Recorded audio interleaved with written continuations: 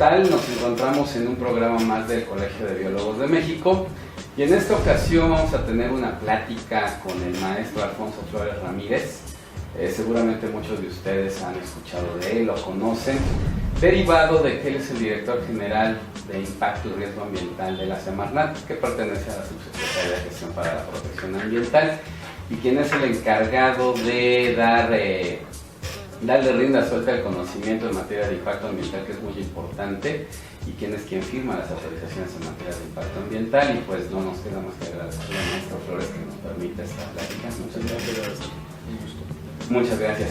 Y para empezar, a pesar de que, no diría a pesar, sino que la ley del General del Equilibrio Ecológico y Protección al Ambiente maneja una serie de instrumentos de política ambiental, todos ellos importantes. Por diversos motivos a lo largo del tiempo, el impacto ambiental ha sido factor de diversas opiniones respecto al mismo. Hoy en día, y ha sido un factor muy importante. Yo creo que es el instrumento por los que nos dedicamos al medio ambiente más importante. En ese sentido, en los avances de 1988 a la fecha, diría yo, el impacto ambiental visto desde la perspectiva de la Dirección General de Impacto, a su cargo, ha evolucionado de tal manera que ahora podemos considerar que ha dejado de ser un trámite y más un instrumento de política ambiental. Bien, yo creo que la diferencia está en la forma como lo veas, ¿no? Si lo ves desde la óptica de un instrumento preventivo y de política ambiental como lo establece la LGPA, por supuesto que la evaluación del impacto ambiental es un procedimiento técnico, administrativo y jurídico mediante el cual se determina la viabilidad ambiental de ciertas obras o actividades que son competencia de la Federación. Pero si lo ves a la luz de la Ley Federal de Procedimiento Administrativo, al ser una requisición que hace un particular hacia una autoridad donde le requiere una respuesta como tal, pues si nos vamos al artículo 69 de la Ley Federal de Procedimiento Administrativo, la evaluación del impacto ambiental, la cual se hace a través de una manifestación de impacto ambiental, se vería como un trámite. Ahora bien, desde 1988 que se promulga la LGPA, y mucho antes, porque desde 1972, cuando se creó la primera Dirección de Salud Ambiental en nuestro país, ya se hacían evaluaciones de impacto ambiental. Y ahorita podemos decir que estamos en la quinta y casi entrando a la sexta generación de la evaluación del impacto ambiental. La primera generación es el enfoque higienista que se manejó en sus inicios, que básicamente era para la evaluación de proyectos de plantas de tratamiento de agua, los primeros rellenos sanitarios que se empezaron a trabajar en el país y sistemas de drenaje en las ciudades. La segunda etapa de la evaluación del impacto ambiental fue el enfoque urbano, cuando la Secretaría estuvo inmersa bien en CEDUE o en CEDESOL, ya sea como dirección o como subdirección, porque también ha ido subiendo y bajando de escalafón. Claro. Y ahí fue cuando se dio el auge de las carreteras, las presas, las líneas de transmisión eléctrica, y es el enfoque urbanista o enfoque de infraestructura. Después, efectivamente, viene la LGPA en 1988 y yo creo que de ahí hasta el 2000 tuvimos una primera evolución de la evaluación del impacto ambiental como un instrumento preventivo. Sin embargo, el propio reglamento desafortunadamente tenía ciertas lagunas que tuvieron que ser modificadas en el reglamento del 2000, donde se dio un poquito más de claridad en algunas obras y actividades que no estaban muy claros si eran de competencia federal de los estados o municipios, y con la problemática que los estados pues venían apenas desarrollando sus leyes estatales, donde apenas estaban creando la figura y no había una certeza en dónde se tenían que presentar la manifestación de impacto ambiental. Una tercera generación viene con el nacimiento del reglamento del 2000 y con el cambio de administración federal, porque fue la primera ocasión en que la Semarnat desconcentró la evaluación de impacto ambiental de las delegaciones. Podemos llamar que es la etapa de la desconcentración, donde la Secretaría pues da un voto de confianza a su institución creada en los estados para que iniciara la evaluación del impacto ambiental. De ahí podemos traer la cuarta generación que tiene que ver principalmente con algunos enfoques de algunos cambios legales que, si bien han tenido algunos efectos, también han tenido efectos no tan positivos, como por ejemplo entre el 2000 y 2007 pues tú sabes que lo más importante que se trabajó fue la norma 022, que fue la primera norma que en sus inicios trató de prohibir obras y actividades en zonas humedales, con lo cual pues, obviamente al ver la naturaleza jurídica de una norma no era posible, y se hizo aquella modificación de los 100 metros de margen para las obras de humedales. Y pues luego en el 2007, cuando se promulga el artículo 60 ter de la Ley General de Vida Silvestre, que pone una serie de restricciones para el desarrollo de otras actividades, donde se tenía que demostrar que tenía que existir una integralidad funcional de las cuencas donde estuvieran los humedales, específicamente los manglares.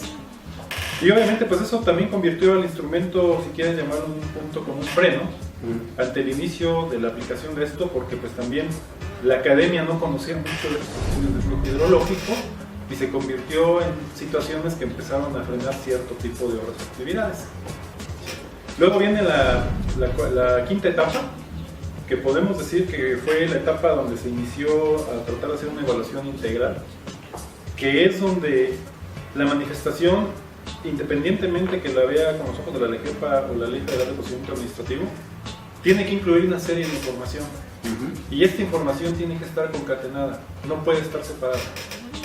Yo lo he dicho en varias conferencias y en varios foros, que si un proyecto no está bien definido, difícilmente se puede tener una buena evaluación de impacto ambiental, porque la obra bien definida, con todas las especificaciones técnicas de ingeniería y todo lo que tenga que tener, nos va a permitir hacer un buen análisis sobre su vinculación jurídica, para ver qué se puede y qué no se puede hacer conforme a los instrumentos de regulación. De ahí parte pues, la columna vertebral, que es la caracterización. Si no tienes una buena caracterización ambiental, ¿cuál es la salud del ecosistema donde se pretende hacer la obra de actividad? Estamos en problemas. Y aquí es un tema de mucha controversia, sobre todo con el artículo 36 de la LEGEPA, que habla que se tienen que hacer con las mejores técnicas disponibles, que muchas veces entramos pues, al juicio personal. Y muchas veces ciertos grupos académicos piensan que su estudio es el más actualizado o el más moderno y descalifican de una manera muy fácil estudios que se hacen durante el proceso de evaluación de impacto ambiental, diciendo que no se hicieron con datos fidedignos o con datos correctos, y entramos en las discrepancias que pues, yo creo que no es tema de la entrevista. Claro.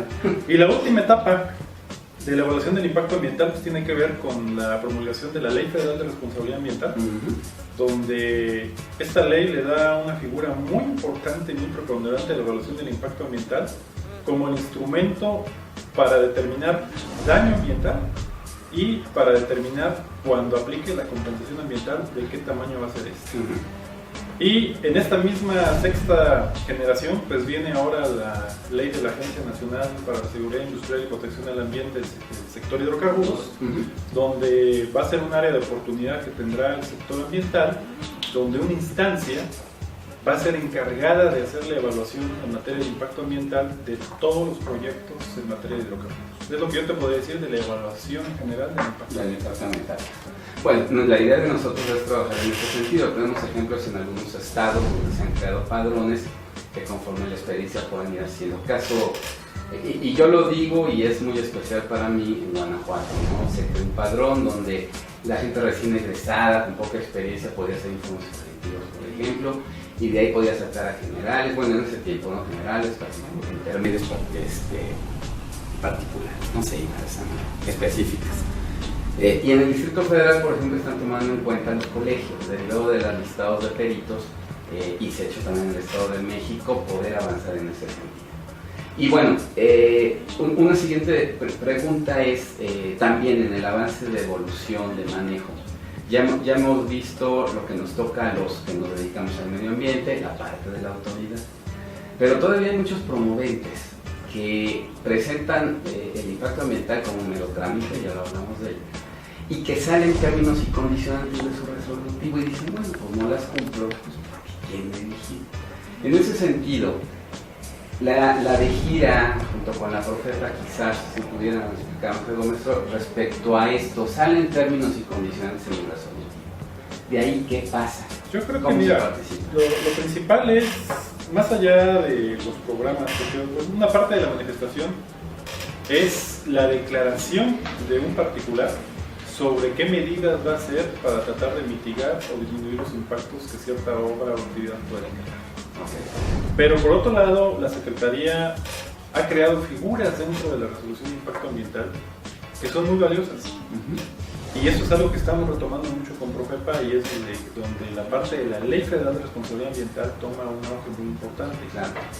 Esta figura que se creó es el Programa de Seguimiento de la Calidad Ambiental.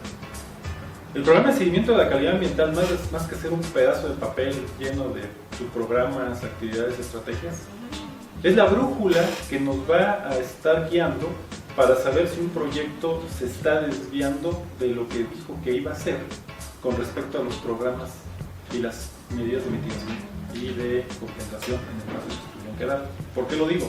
Porque este programa es una evaluación en el tiempo cero, cuando el programa, la obra o actividad es autorizada, y el tiempo N, que es al momento en el cual el proyecto o ya está operando o ya está en su etapa final y va a tener un abandono. Llámese una planta industrial, llámese una carretera, que por lo general digo, cuando pones un tiempo de abandono de carretera, sí es un poquito así medio irrisorio, porque pues nunca va a dejar de operar una carretera, que probablemente no sea de interés para hacer una vía de cuotas, es otra cosa, pero la carretera como tal queda la infraestructura, ¿no? Entonces yo creo que esa figura se está retomando con Profepa, porque ahí es donde te tienen que decir mediante indicadores ambientales cómo van a monitorear el medio ambiente, qué va a pasar. Por ejemplo, la calidad del agua para cierta obra de actividad, ¿cómo va a estar la calidad del agua? ¿Cómo va a estar el nivel de erosión del suelo en el caso de un proyecto que requiera un gran cambio de uso del suelo forestal? ¿Cómo va a estar en materia de aire? ¿Cómo va a estar el control de emisiones a la atmósfera en esa situación? Y yo creo que esa parte es muy importante, y Profepa está retomando muchos temas, porque como tú bien lo dices, desafortunadamente en el pasado yo creo que la figura o la materia que menos vigilaba Profepa era el impacto ambiental. Y afortunadamente en esta administración la Profepa ha retomado esto, y ahora si te das cuenta, notas del periódico, las propias entrevistas que has tenido, pues creo que Profepa le ha dado una gran importancia a estar vigilando qué pasa con las obras o actividades que están siendo evaluadas en materia de impacto ambiental, y ahora ya se da más los casos en que clausura, multa o emite una sanción administrativa dependiendo de la gravedad de la situación, ¿no? Y yo creo que eso es algo muy importante, sobre todo a la luz de la Ley de Responsabilidad Ambiental, porque cuando no tienes el seguimiento con este programa, ¿cómo sabes cuál es tu tiempo cero? ¿Y cuál es tu tiempo N? En el caso de que alguien te acuse de responsabilidad ambiental, si no tienes el valor base para que puedas decir, yo me he causado un daño. Y si no lo tienes, es muy difícil. Entonces el juez se va a dejar ir por peritos, tanto de la parte acusadora, de la parte demandada y por supuesto de la autoridad, y va a ser un criterio del juez para decir, la línea base era esta. Entonces es muy importante este programa de seguimiento de calidad ambiental, porque es el que nos va a decir, el proyecto nació con esta línea base y está con esto. Y si hay cualquier desviación, ya sabemos de dónde está, de dónde viene. Yo creo que esa parte es muy importante. Claro, qué bueno. Y como una última pregunta, conjugamos dos elementos, que ya hemos hablado un poquito, pero conjuga dos elementos importantísimos, inclusive de alcance obviamente nacional: el impacto ambiental y la reforma energética. Y la reforma energética la vemos muchos a través de la agencia naciente de Desarrollo Industrial y Protección al Ambiente, y que absorbe, de acuerdo a lo que se está proponiendo como reglamento, ya tuvimos oportunidad de leerlo, y bueno, desde que se promulgó se sabía que esta agencia va a absorber el impacto ambiental, los cambios de uso de suelo, etcétera, referente al sector energético. Sin embargo, como toda agencia que nace o elemento en este sentido, ¿qué participación va a tener la DEGIRA en la creación de los elementos que le va a dar vida al impacto ambiental dentro de la agencia? Pues mira, yo creo que parte de es en el propio reglamento de la LGEP en materia de impacto ambiental, le tenemos que dar entrada a la Agencia Nacional, porque ahí tendríamos que poner ciertos artículos que le den entrada para que tengan la facultad de evaluar el impacto ambiental de obras y actividades del sector hidrocarburos. Que muchos se han ido con la finta, piensan que también los proyectos eléctricos no están a cargo de la ANSIPA. Los únicos que están a cargo de la ANSIPA son aquellos que tienen que ver o que están relacionados al sector hidrocarburos. Por otro lado, en el reglamento interior de la ANSIPA, por supuesto que no nomás la de gira. Yo creo que todas las direcciones generales de la Subsecretaría de Gestión pues tendrán un papel preponderante para dejar claro qué obras y actividades. Porque como tú bien lo dices, o sea, la ANSIPA tiene muchas atribuciones y muchas responsabilidades. No nomás el impacto ambiental y el cambio de suelo, como dices. Van a evaluar el riesgo ambiental. Van a evaluar el manejo de residuos peligrosos derivados del sector hidrocarburos. Van a regular las emisiones a la atmósfera de las fuentes fijas del sector hidrocarburos. Y van a resolver sobre los sitios contaminados y pasivos ambientales del sector hidrocarburos. Además de tener funciones de regulación, de inspección y vigilancia y de auditoría y certificación en materia de hidrocarburos. Así es. Bueno, dije que era la última, pero ahora sí la última, aprovechando la gran oportunidad, porque este tema a mí particularmente me ha llamado la atención desde el 88. Se crearon unos listados de situaciones de riesgo ambiental, que siempre va escrito en conjugación, en concatenación con el impacto ambiental. Pero no ha habido un reglamento en la materia. Es necesario, va a ver cómo se podemos esperar el riesgo ambiental si ya realmente va a estar como un instrumento de política. Yo creo que es necesario, pero también es necesario hacer la precisión. En la REGEPA y en el reglamento en materia de impacto, te hablan de estudios de riesgo. Nunca te hablan de estudios de riesgo ambiental. Así, claro. Y en el título de las actividades altamente riesgosas sí te hablan del estudio de riesgo ambiental y te hablan del programa de prevención de accidentes. El primer punto yo creo que es definir realmente a la realidad nacional de tecnología, de comercio y de manufactura, qué sustancias son las que realmente se están manejando. Porque yo te puedo decir que en mi experiencia en la anterior gestión, al menos un 30% de lo que están en esos dos listados nunca se usó, nunca se comercializó, ni nunca se manufacturaron en México. Y estaban dentro de dos listados en materia de actividades de alto riesgo. Y por otro lado, había situaciones en las cuales le dan una carga excesiva al gobierno de la República de tener que estar verificando la paletería de la Michoacana, hielos cristal, hielos cubitos, etc. Porque había sustancias que tenían cantidades de riesgo, pues que en cualquier establecimiento los rebasas. Me refiero al cloro, que con 1 kilogramo ya es una actividad de alto riesgo. Y me refiero al amoníaco, que con 10 kilogramos ya es de alto riesgo. Cualquier compresor utiliza más de 10 kilogramos de amoníaco. Y yo creo que ese es un punto muy importante. La subsecretaría está trabajando en la publicación de este reglamento, el cual yo creo que es el deber más añejo que tiene la REGEPA. Así es, sí. Y por otro lado, también dar la claridad del estudio de riesgo que se debería ver desde la óptica de impacto ambiental. Porque lo que ha hecho la Secretaría desde que se creó y se crearon estos listados y se creó el famoso CUAPA y toda esta parte, es un riesgo industrial más que ambiental. Y yo creo que en la parte al menos de impacto ambiental, el riesgo ambiental que se debería de ver es cuál es el efecto ambiental que una obra o actividad va a tener desde el punto de vista de riesgo. Porque te pongo un ejemplo. Puedes tener una planta industrial que tenga un accidente químico, que es lo que establece prácticamente el título de actividades de alto riesgo para lo que es una planta en operación, y puedes tener un incidente que te provoca un riesgo ambiental. Y te pongo el más reciente. Todavía está investigando en el estado de Jalisco qué pasó en la laguna de Caquitlán.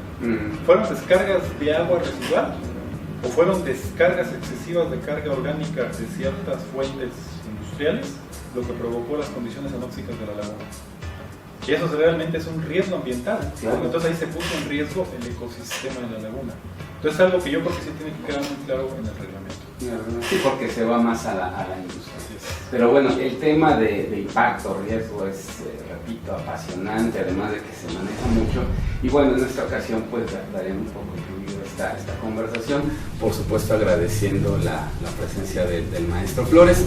Y bueno, ya habrá oportunidad de seguir platicando, porque insisto, este es un tema que a mucha gente le interesa, vivimos y trabajamos para él, y en el colegio nos interesa la opinión de los funcionarios. Así que maestro, muchísimas gracias y nos vemos en otra oportunidad.